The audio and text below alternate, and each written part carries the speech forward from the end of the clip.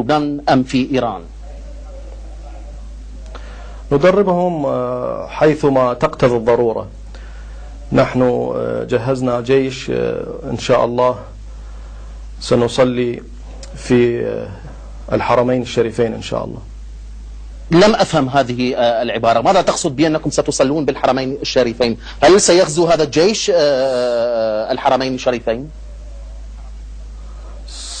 سنقضي إن شاء الله على النظام السعودي الكافر الملحد وعلى كل الأنظمة التي تحارب الإسلام وتجهز شعوبها لمحاربة الإسلام ومحاربة النبي وتأييد إسرائيل وتأييد أمريكا. كيف ستحاربونهم؟